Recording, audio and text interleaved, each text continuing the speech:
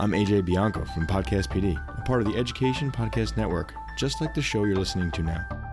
Shows in the network are individually owned, and opinions expressed may not reflect others. Find other interesting education podcasts at edupodcastnetwork.com.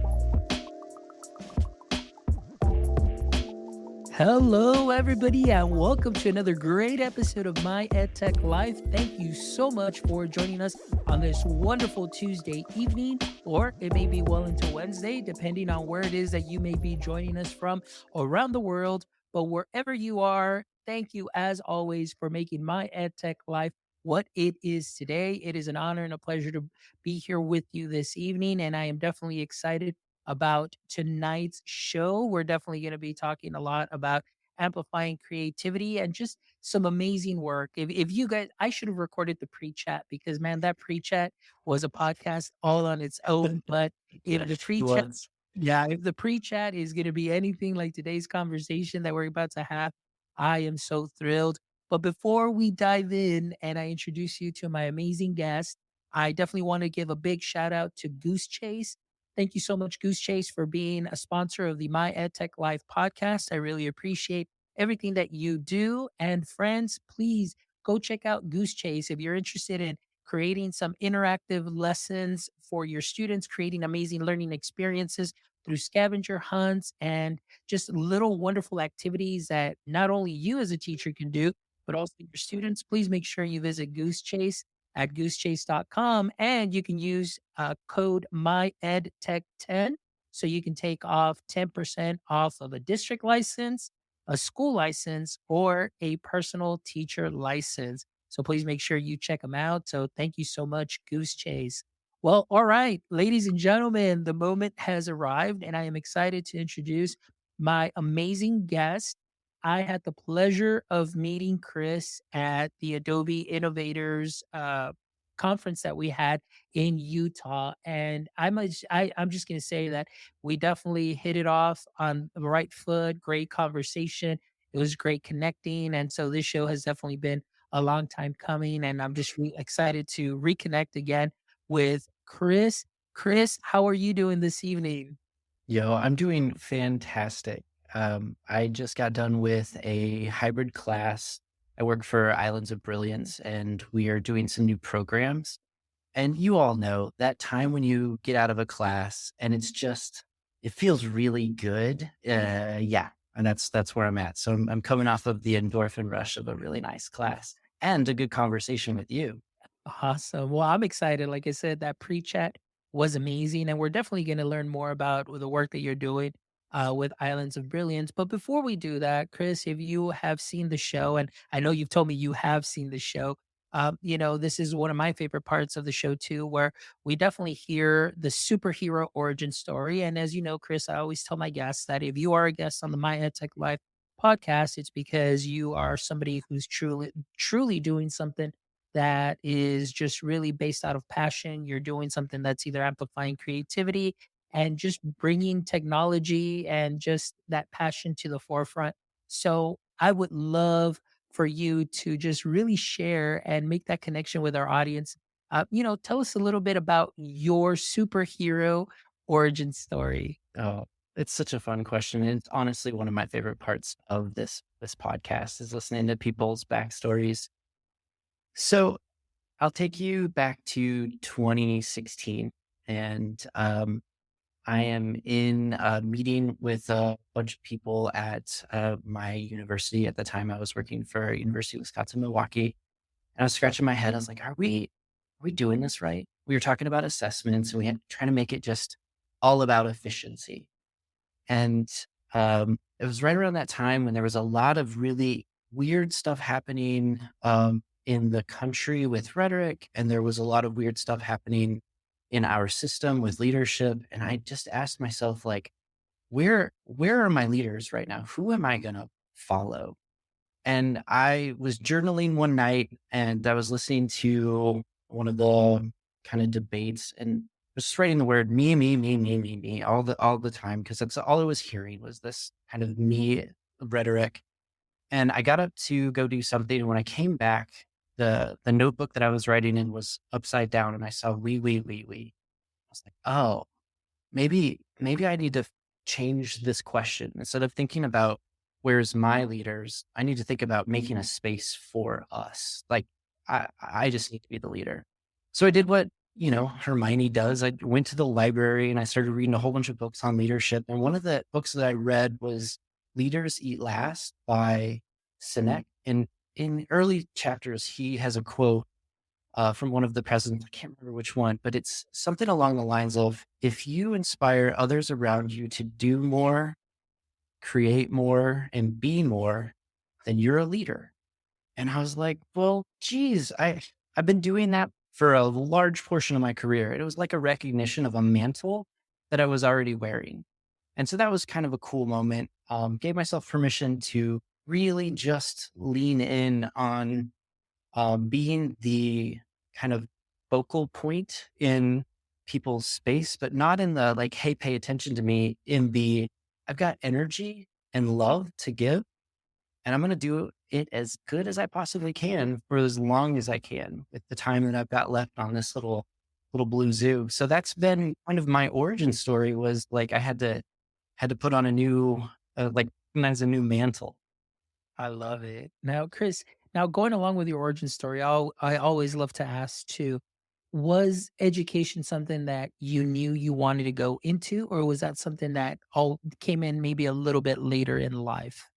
Right on. So the education thing has always happened. I worked at Pizza Hut, and within 2 days, I was teaching other people on the line how to like fling the pizzas. I got a job sweeping the floors at YMCA, and within a month, I was a strength training coordinator.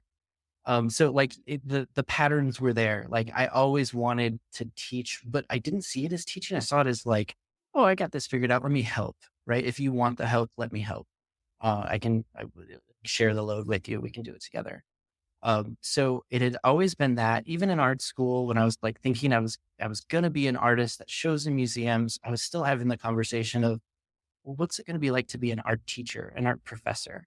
So yeah, Fonz, it's always been teacher. And I'm lucky. I was able to go right from grad school, and I did the lecture life. So I was at like 6 different schools and had a part-time job at Apple and all that other good stuff for a while. And then for the last decade was working in academia, and just switched within the last year to nonprofit life, and Islands of Brilliance. And I'm teaching the whole time. Like everything I'm doing, I'm teaching. So Absolutely. That's great. And, along with that, I know you mentioned, the whole teaching thing, but also the learning, because I mean, talk about, within 2 days, you had to learn how to fling those pizzas and then show somebody. Then you sure. went from sweeping and then all of a sudden, strength coach or coordinator. Yeah. So obviously that lifelong learner is there too as well. And I think that just really goes hand in hand with the work that you're doing and what we're about to dive into, as like today's episode title is visual narratives, tech enabled expression. And you mentioned your background too, going through art school, being an artist. So I want to start off by asking, how did your journey in the arts and technology begin? And how did that kind of lead you to your current role at Islands of Brilliance? I love that question. Everything starts with empathy, right? And artists have this ability to kind of be sensitive and see patterns, see systems, but they see it through that lens of empathy. Like, what would it be to live in that experience? And it's only assumption because we can't actually live in that experience, but we're sensitive to it. We see those patterns, we see those systems. That's the first kind of big thing that I would say that art did for me, is it helped me be sensitive to see those things. From there, what changed in my practice was more about um, the technology. So I got a job at grad school. The iPhone had just come out, and they were letting anybody work at Apple. And I applied, and I was anybody. And so I started working at Apple. And at the time, I was literally like painting with mud on paper and doing these perspective things. It was very artsy. Um, it, but slowly and surely, I started seeing how technology wasn't necessarily this thing right? This like big edifice. It was actually more the behaviors that it enabled and the techniques, the actual materials of our devices and all that stuff kind of goes away the same way that language goes away. Like I don't think about English when I'm talking, I'm just expressing. And now I think of that being one of the big things that I'm aiming for in my classrooms is that the technology is there, but you're so fluent in it that it becomes invisible and you really can just express with it. So that is a change that started with Apple and then it continued as I continued working with Adobe. And I, for the last decade, accumulated so much knowledge. Like it's not a brag to say that I've accumulated this knowledge because it's taken a long time. But now I've got all this stuff. I'm at like at the accumulation stage for so much of the learning that I've done that I get to just share and see all these quick potential pipelines with people. So again, it starts with, as an artist, it starts with being sensitive to systems, being sensitive to people's experience, using that empathy as your first skill. Then it ballooned up into how do I use the fluency of technology in such a way to allow that expression, to allow people to tell their stories. And I think that's the big things that art has taught me. I love that. So tell me a little bit now, and I know we're going to get into the Islands of Brilliance, but I really want to know how that came about. You said you landed, you did, of course, Adobe, the accumulation, but what drew you from going, from academia to nonprofit, and then Sure. as you tell us that, tell us a little bit more about Islands of Brilliance as well. Awesome. Yeah. So it starts in a tomato aisle at a garden shop. I was searching for a very specific kind of tomato, and I bumped into the director of Islands of Brilliance, or the co-director and founder, Mark Fairbanks. And we had been circling each other's spheres for a while, but we didn't really know each other that well. But by reputation, we were both like, hey, let's get a coffee, let's get a beer, let's do something. I ended up baking a bunch of scones and going to his backyard garden and seeing his lovely tomatoes. But it started through a conversation. I had recently started the Immersive Media Lab at my college, which was a lab that was focused on emerging creative technologies and their implications. So all the things that we see now, the generative AI, a lot of the acronym soup of AR, MR, XR, VR, all of that stuff, that's what we were on the front lines, like examining, both like philosophically, but also under the hood. How could you make the code better? And then artistically in design, what's the user experience? How can you express with this? So that was an awesome experience. And Mark was like, hey, how do I pull that knowledge into the Islands of Brilliance? So this is 2018. I ran an Oculus workshop. They bought a bunch of computers, a bunch of VR goggles, and I ran the workshop. And it was really, honestly, a lot of fun. I learned quite a bit about Universal Design Learning, or UDL, and teaching the autistic community. I'm not trained as a special educator, but what I've honestly learned, Fonz, is that if you design your curriculum and your materials so that they're not special, that everybody can access them, that they're accessible, that's the way to go. So anyway, that was kind of the turn into Islands of Brilliance. It happened slowly. It was just a couple workshops here and there. Uh, like I said, I was at a point in my life where I wanted to get into a leadership position, and it wasn't happening at my home institution. But Mark was like, "Hey, we just came into some funding. We can bring you over as the director of technology." And he picked me. He saw what I was doing, and I'll share a little of that with y'all tonight. But he's trusted me. He's given me a lot of agency, and I've been able to build really cool teams and build really cool systems to help people grow. And that's awesome. That's how it happened. Islands of Brilliance, to answer that question. We're a nonprofit who wants to change the perception around autistic individuals. Our whole goal is to think about somebody's spin. That's their special interest. We all have special interests. One of mine is space. but like something that you just really get jazzed about. We use that special interest.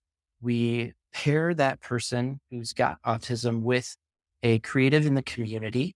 And it doesn't have to be Milwaukee's community. This is all hybrid. So this could literally be anywhere in the world as long as you're at the same like time as us.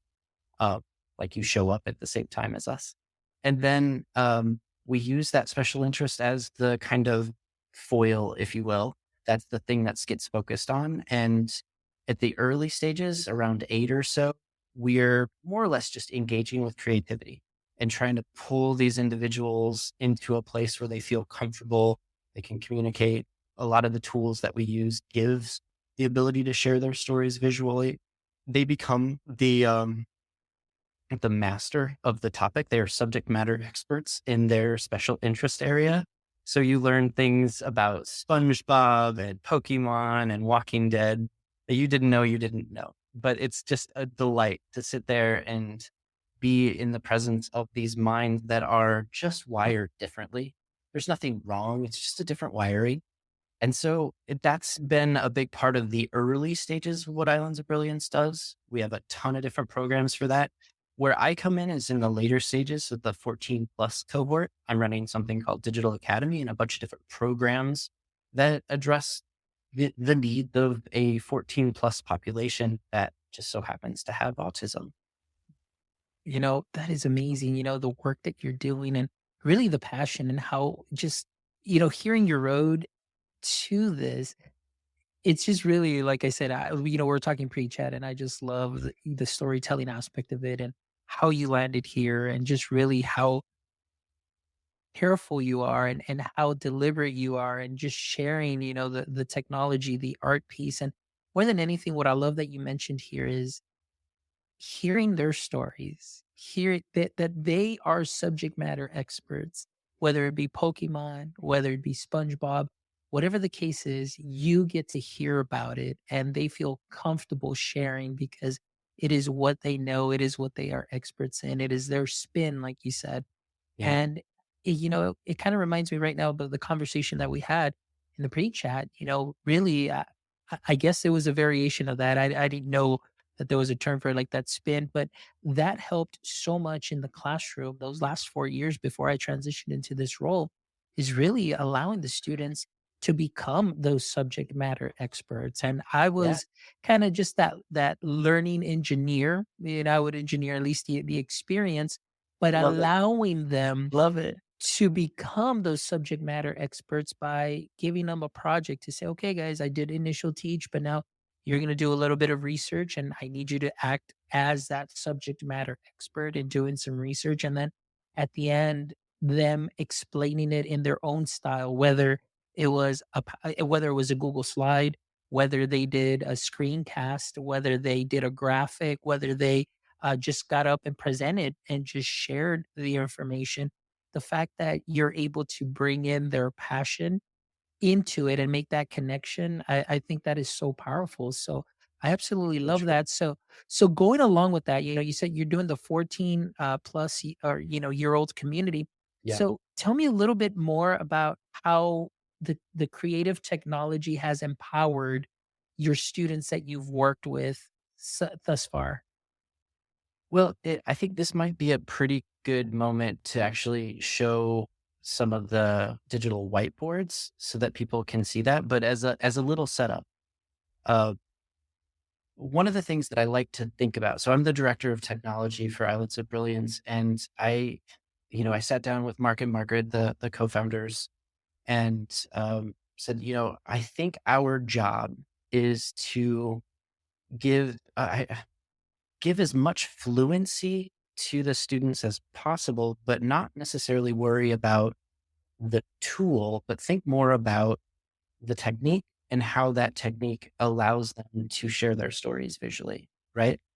And so we looked at generative AI at the beginning of the year. It's like this has changed. It was like February where we met, and it had already changed like 3 times since January, as you know. And so that was a big focus. And then I had shared with them that I wanted to pull in a lot of the systems that I had built at the college level, but make them so that they will ride on rails and kind of build a culture around sharing your progress rather than sharing only your products. And I think that has been a fundamental shift that I'm trying to lead. And I'm in a position where I can put that idea out there that it's not about the end of that thing. 'Cause honestly, I don't want to step on anybody's toes, but I don't really care so much about that final product. I'll celebrate it. I'll celebrate the efforts, right? But it's really just residue and a brick in the path. Like it's residue of all that effort. It's evidence of you putting all sorts of really good tactics in place, but it's not really the thing that I care about. The thing that I actually care about is what's often in that black box of creativity is the stuff that happens in the process. So my goal at the beginning of the year with my bosses was how is the tofurkey made or the sausage made, right? Like how can I expose that creative process? And so I've been playing with digital whiteboards, and this is part of that visual narratives of the title of this podcast is this is the visual narrative of someone's growth over time. And it's structured in such a way that is super versatile. So I'm going to go ahead and share my screen. Franz, does what I said, like I kind of word Yes. salad there, does that make sense? Yes, absolutely. I am here for it. Excellent. I sometimes black out when I get so excited. I just start going. So I've got Figma up and their boards. Right now, this is 1,000-yard stare. So you can't see anything. And that's totally by what I expect. But I just want to talk a little bit about the technology here. Digital whiteboards exist in a lot of different permutations. You have Google's version of it. You have Apple's version. There's Mural. There's Miro. Figma and FigJam are connected.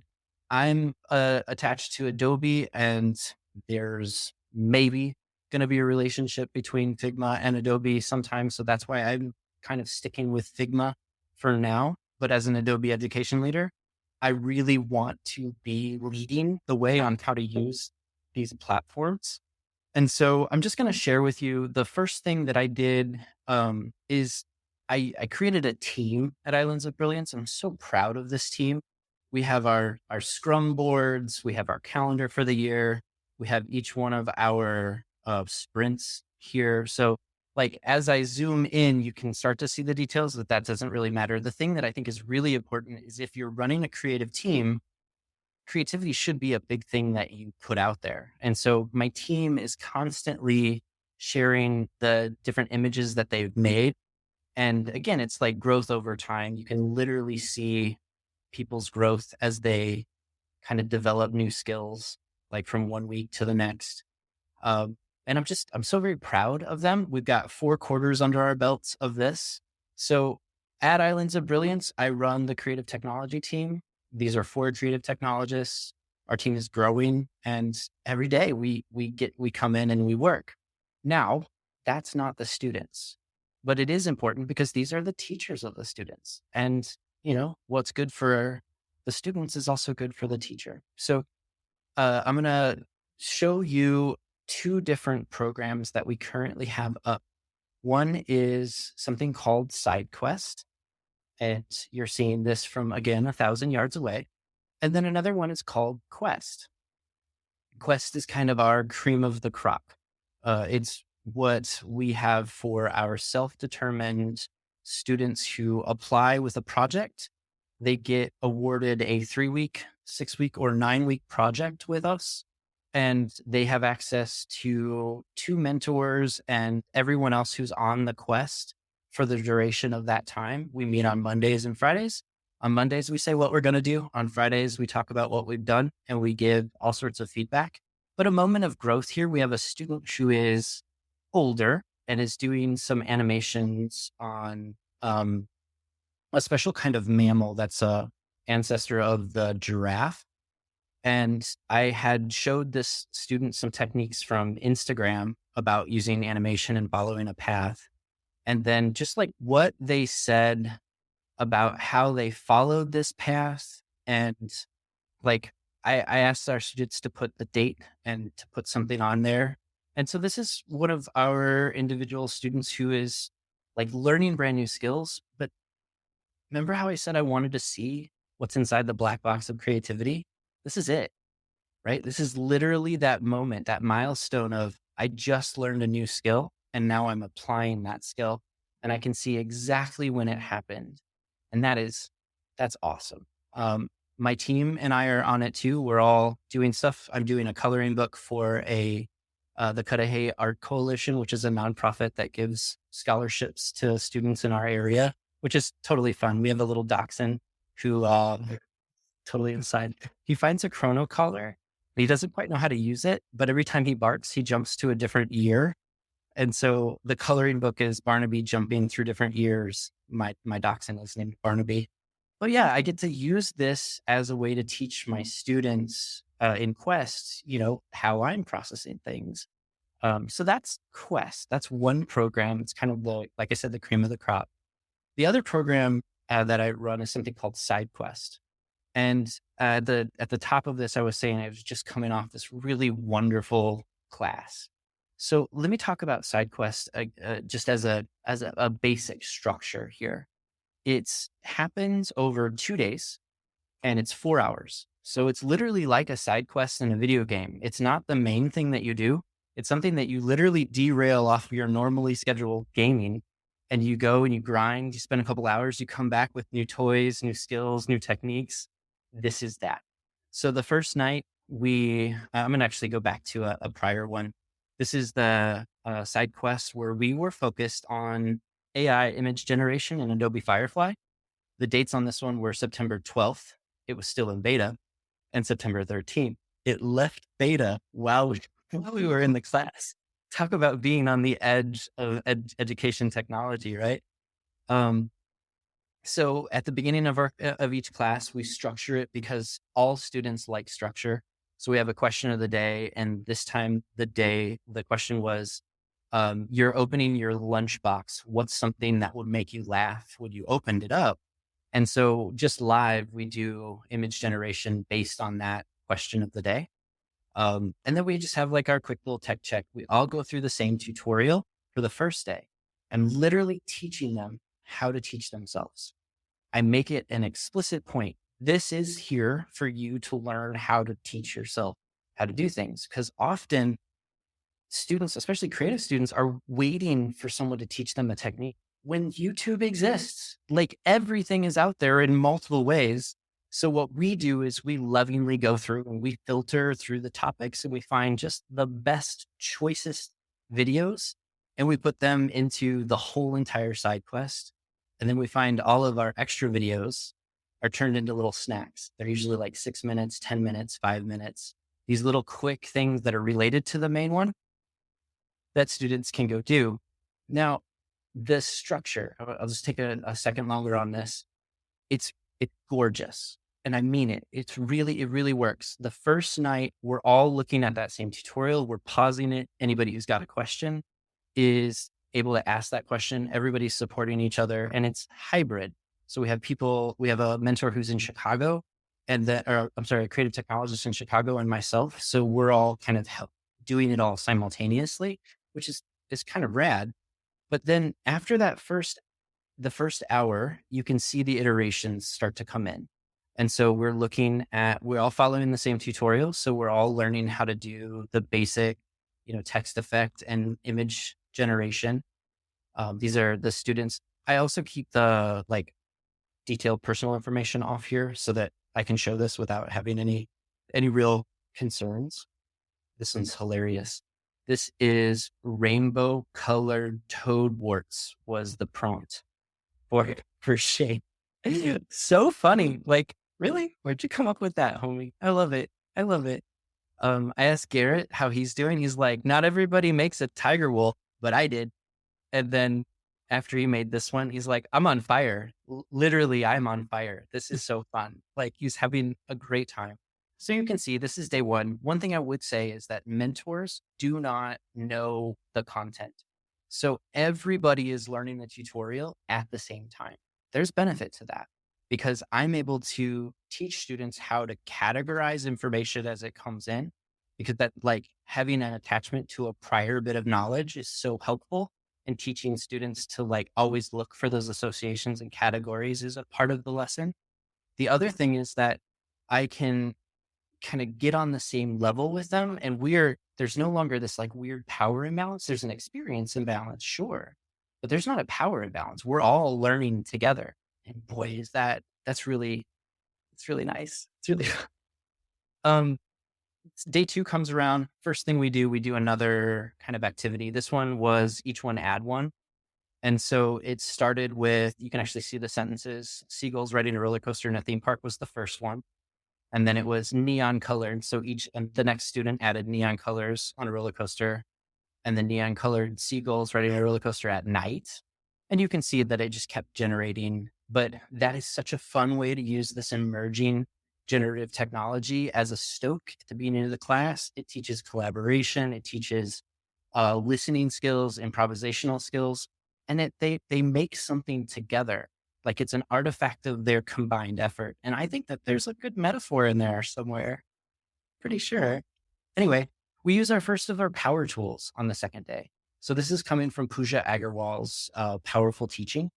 And it's this idea of retrieval practice. And I'm not going to get into like the brain mumbo jumbo stuff. I do believe in cognitive science backing teaching and learning practices. But at the end of the day, when you're asked to remember something, you're actually refiring all of the parts of your brain that you fired the day before or the week before or the month before, right? Depending on how deep back it was. And it was somewhere while I was reading this book when I realized that learning is really just recall, and all of the other stuff is like the synthesis and the higher functioning part. That's interesting. But I built in to this 2-day, 4-hour thing, a power tool where they're trying to remember everything that they can in 5 minutes at the very beginning. And then the next part of the classes, they have the option. I love to give my students agency so they can go back and continue working on that main tutorial, or they can start doing some snacks. What's even better is they have snacks from all of the prior tutorials too, so they can just kind of go nuts. Today, we were working on a digital painting class. This is a student who attended virtually. This was after like the first hour, and this was after the second hour. And I just, I love how all of the students just kind of wait for it. Didn't matter it's not about being good or bad. It's about just gaining the skill, gaining the experience, and emulating at first and then going on. I realize that I've been talking a lot. I'm going to stop for a second and see if there's any questions or anything that you want to throw in there about side quest or quest. No, not at all. I mean, I'm definitely enjoying this. And, what I wanted to add to it was really just, I love this work that you're doing.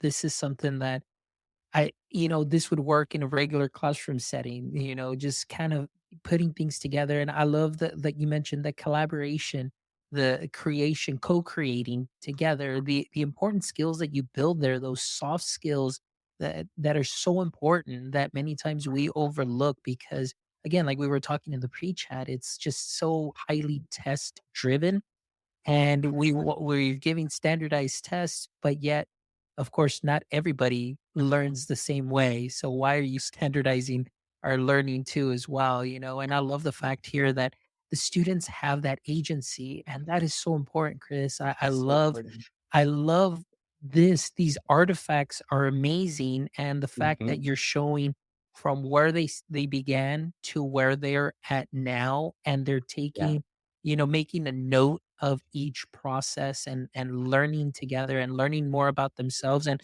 literally, becoming that subject matter expert based on the tasks that they're given. And I love to see right now, I'm just admiring what they've put together that you see that Me one too. student that you said that they just started yesterday, or today with the Mhm. watercolor Mhm. kind of Mhm. painting. And then after that, he just took off that one right there. I mean, what Yeah. a difference.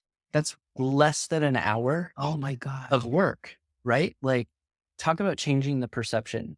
Like, they're special. They're not special needs. And I think that that's important. Like, they're creative minds that are there and you can see just so quickly like how fast this person's doing. And what you can't see is the chat.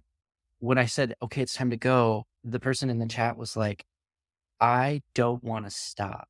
I could do this all night. I could do this all day. This is so much fun. And I was able to just say that they didn't feel like talking very much today because sometimes you don't have a great day, right? It happens. But again, you give them that respect, you give them that agency instead of being like, no, you got to talk, you got to turn your mic on. No, I was open and they were able to like be present and show up. And I think that gets to the secondary thing, the discovery or something that was driving this, right? Fonz, I had said like, I want to reveal what's inside that black box of creativity and break it apart and see the iterations that lead to the products that we're assessing. I call that produce, by the way. I know that's kind of tongue in cheek, but like I think of all of this as produce rather than a product.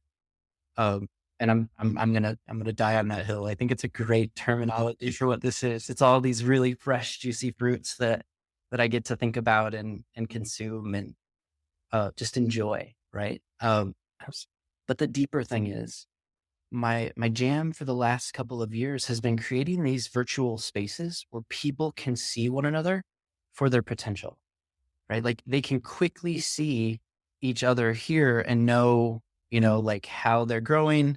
They can give each other feedback. They can ask each other how different things were working. And I think that's a big important part of this too, that I want to get to is show you how I was doing this at the college level. So at the college level, this is my last class that I taught before switching to nonprofit. And it was a class on Unreal Engine and Touch Designer. And in this one, I gave each of the college students a little rocket when they started. And I'll just put a little box on this so it's not like super overwhelming. So you can kind of get a feel for what it looks like when a student comes in. Because otherwise, this can be fairly overwhelming when you start with a brand new system like this. So I would, it's called progressive a reveal. But I would just simply they'd start with a rocket that looked a lot like this, right? And then as the units went on, I would reveal more of the semester, and these would be empty at the beginning.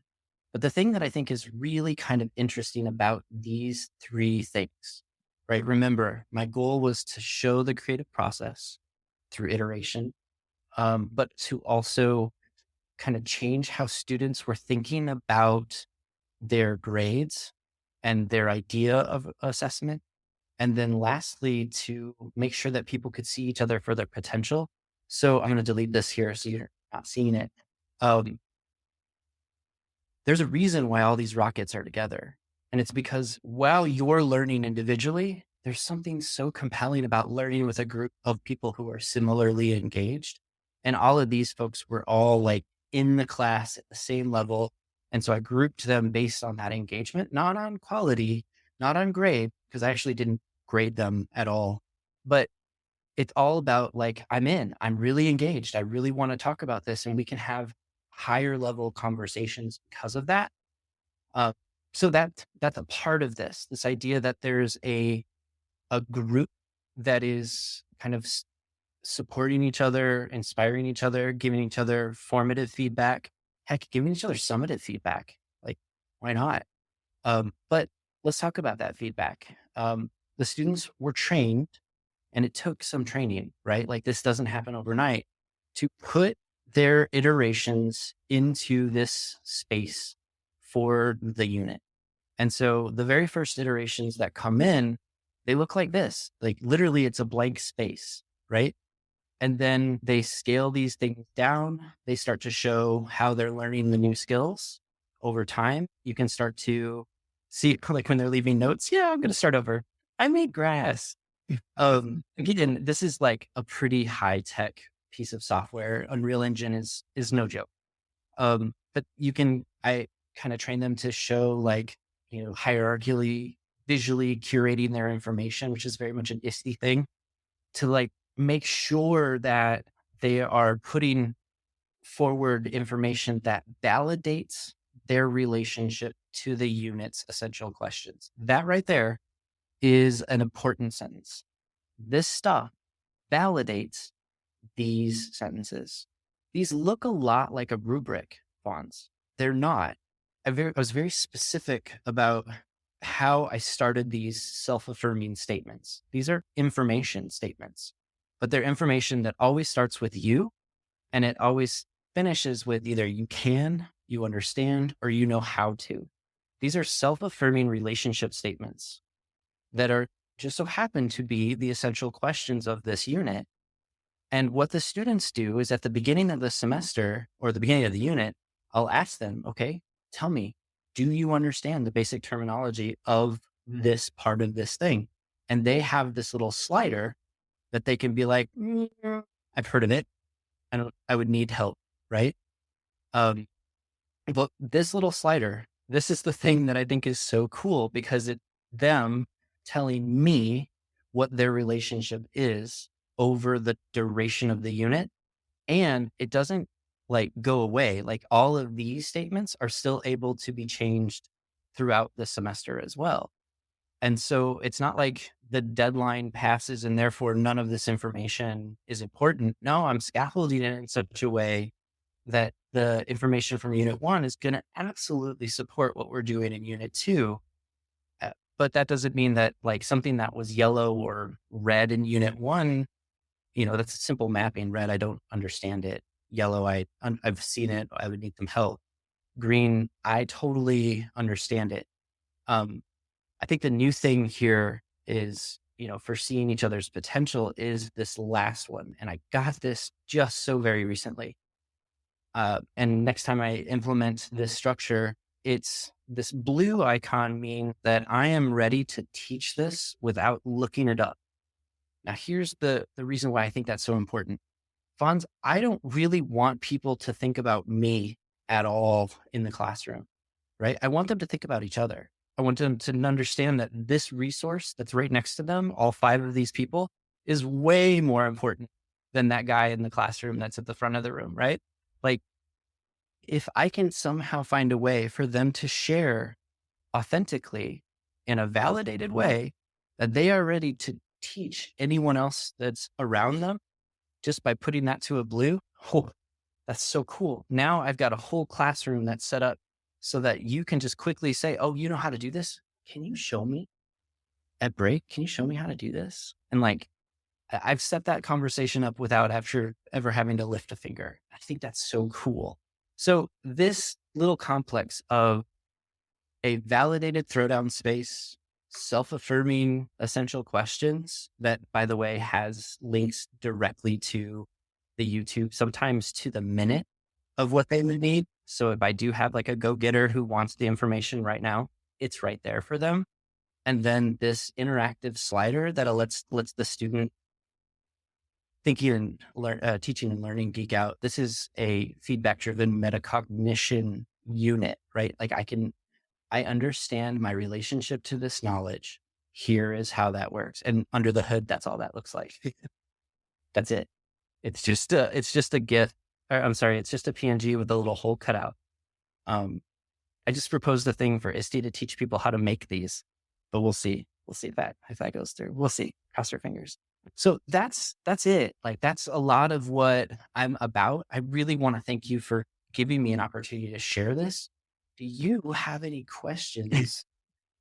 Of course. I mean, really, there's like so much here. well, there Right? was so much, honestly, but it's so much greatness, and to see a practitioner like yourself, bringing the ed tech to another level. Like this is completely new to me. I had never seen this, but the fact that you are that subject matter expert in this, and now you are putting it in the hands of students and for a specific community that is doing some amazing things.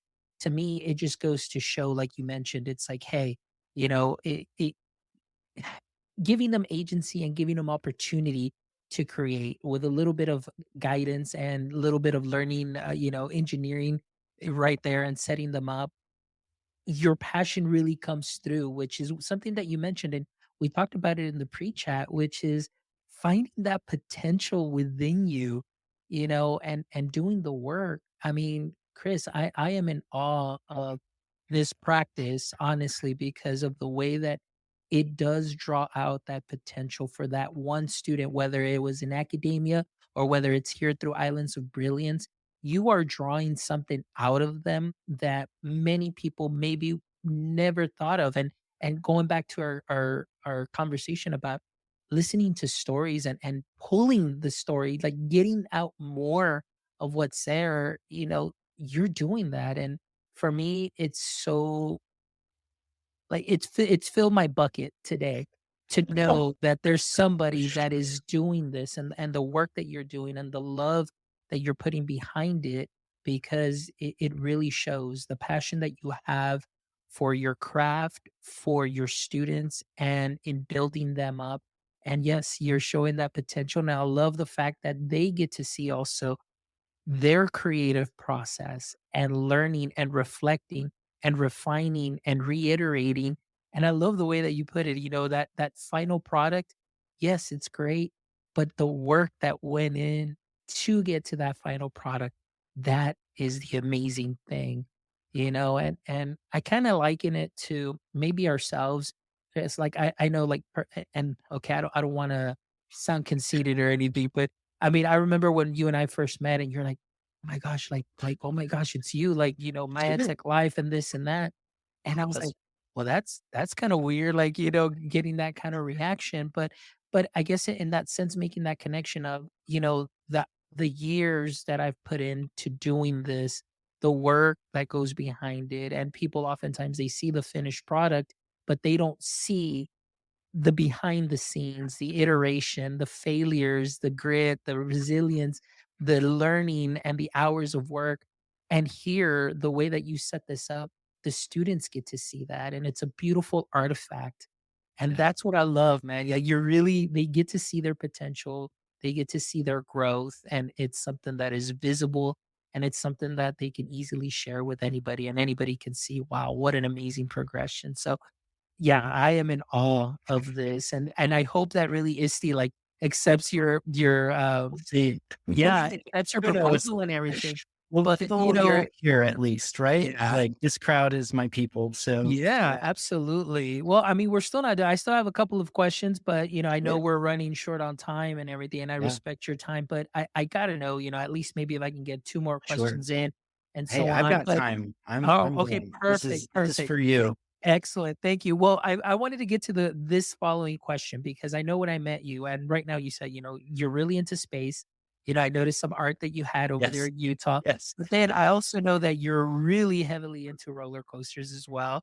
yeah, And so and in your bio, I know you describe yourself as kind of like a half hippie, half geek.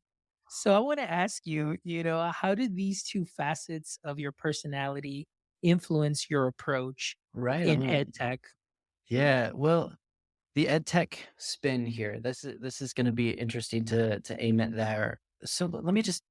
I'll start this way. I'll give you an example of the kind of hippie nature of this. I don't look at what I just showed you as digital whiteboards or as like all these visual artifacts. In fact, I think of them as gardens. I think of them as spaces that I've put a lot of time and care into preparing for people who get to go in them and grow in them to show me how they grow rather than me telling them like, hey, welcome to my digital painting class.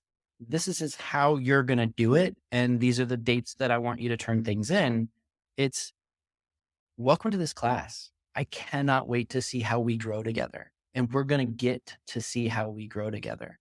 That's pretty hippie, if you ask me. The statement, the more I do in the garden, the statement, the more I confuse what I do in the garden with what I do in the classroom, the better everything gets, is a statement that comes from that hippie nature. The geek nature is somebody who's just not afraid to experiment and fail and experiment and try and experiment and pivot and experiment and push into all these new technologies that are going to help my students express their stories visually, that are going to help me make those garden spaces for people to see one another for their potential. they're going to help me see what is inside that black box of creativity so I can actually break apart the process. And I know I'm hitting my talking points, right? Like talking points, but these are the things that truly drive me. And that sounds a little hippie, sounds a little geeky, and I'm totally fine with that. I love the roller coasters more because I love my brother. Like he loves to go on roller coaster rides. And I was like, yeah, I get to spend like 36 hours with you. Sure. And we just so happen to ride like 24 roller coasters in 36 hours. But, whatever. Not everybody does theme parks the way we do theme parks, but it's pretty fun.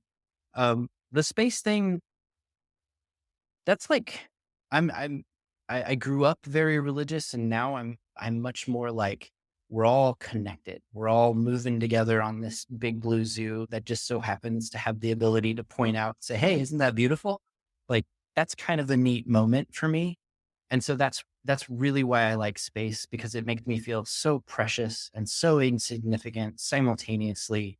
I kind of unhinge myself from this time that I get to live on this earth and think my choices, my actions are going to have an upstream effect on generations that come after me.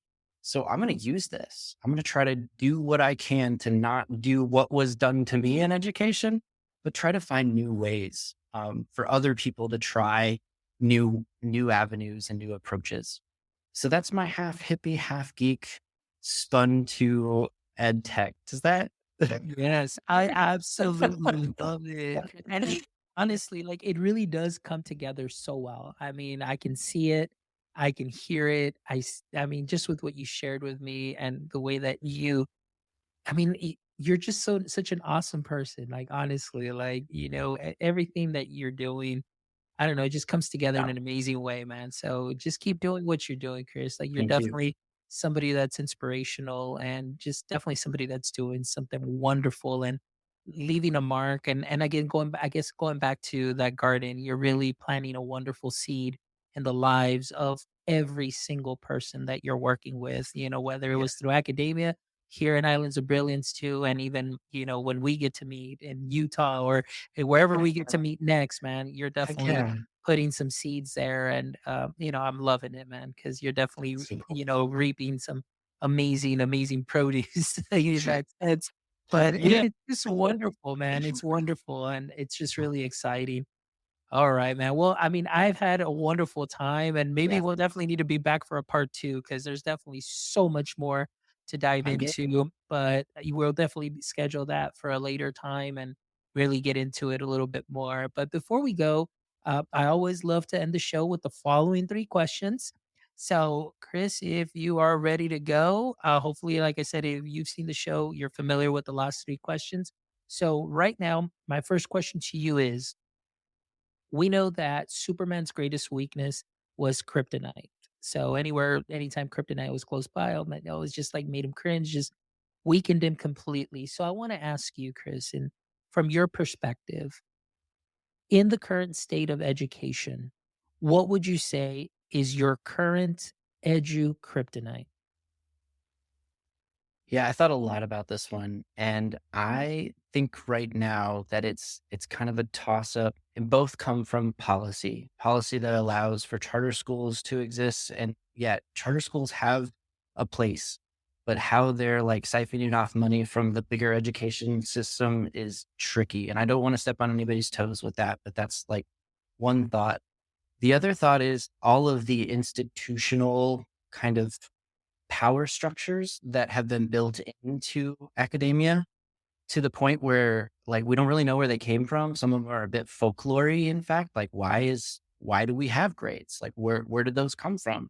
And so I've really been questioning the adherence to a lot of the educational folklore. And that's a bit of my kryptonite where people just blindly are like, well, this is how you're supposed to do it.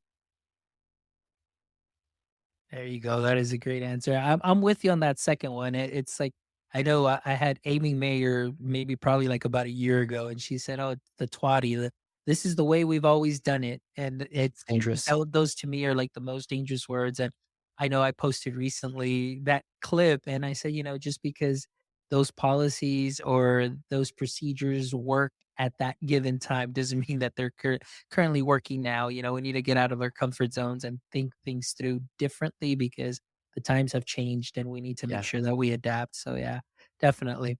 All right, Chris, question number 2 is, if you could have a billboard with anything on it, what would it be and why? Yeah. Um, it would be the sentence, identify as neurodivergent. Are you creative? And then a QR code.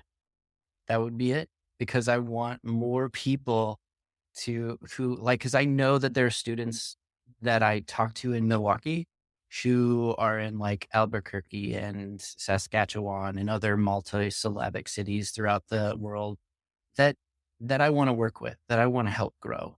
And people don't know about me. So I think this, if you know of anybody who is has autism and is creative and would benefit from our programs, send it my way. Yeah. That would be what's on my billboard. Love it, man. Love it. Thank you so much for sharing that. And the last question for you is, aside from work, aside, let's say from, your normal duties as far as maybe even tech, you know, we'll put tech there in that you can't pick this, but do you have a hobby or a favorite activity that you wish you could turn into a full-time profession?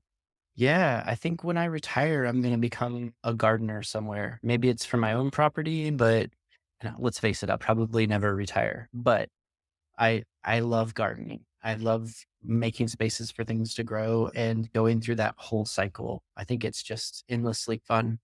I love sitting in my garden with a cup of coffee and just being present. Again, the more I confuse what I do in the garden with what I do in the classroom, the better everything is. Love it. Oh man, that is awesome. Awesome. Yeah, I honestly I had my money on being a professional roller coaster rider. That's what I thought that you were gonna say. Yeah, no, yeah, The garden, definitely wonderful, Chris. Well, man, honestly, thank you so much. Like this was cool. such a just I don't know, man. This is just a joyous conversation, man. Like I'm still like in awe and processing, but like I said, I really loved you opening up, Chris. Like, I got to know you more. Obviously, over there at Adobe, it was very short, very quick and everything. But Yeah, being able to speak with you and just hear you share your work, your thought, your thinking, your background and just all coming together tonight in this amazing conversation was just something that was wonderful, man. And it's definitely memorable for me. So thank you yeah, so much for being a guest. Thank you so much again for what you're doing and the work that you continue to do through Islands of Brilliance. And you heard it here, guys. If you know anybody that would benefit from this amazing program, please make sure you reach out to Chris and you'll get all his information there in the show notes. You'll see the website for Islands of Brilliance in case you want to share that with any of your friends or anybody that you would see that would benefit from it. Make sure you get in contact or maybe even message Chris directly either through Instagram or through socials or anything. Feel free to reach out. The information will be there in the show notes and everything. But again, thank you so much, man. I really yeah. appreciate you. And for all our audience members that joined us. I know I saw Willie here in the chat briefly. Thank you so much for joining. And for all of you that are going to be catching this on the replay later on this evening or tomorrow morning, thank you as always for making my EdTech life what it is today. I really appreciate all of the support, the likes, the shares, the follows. Guys, we've been doing this for about 3 years and 6 months now, and it just continues to get better. And I'm just so excited to bring you amazing conversations just like this evening with Chris, with so many wonderful creatives, educators, entrepreneurs, edupreneurs, practitioners, because we definitely need to have some of these amazing conversations within our education space to continue to help us better ourselves each and every single day. So please make sure you stop by our website so you can check out the rest of the other amazing episodes. So again, we have 236 episodes with this one tonight. So make sure you stop by myedtech.life, where you can check out some more amazing episodes from just wonderful people that you can take some knowledge nuggets from and sprinkle them onto what you are already doing great. And if you'd love to support our mission, stop by our merch store, get yourself a cap, a hat. We've got cups, whatever it is, all of that, guys, goes back to our show just so we can continue to bring you amazing conversations week in and week out. But as always, thank you guys for all of your support. And my friends, until next time, don't forget, stay techie.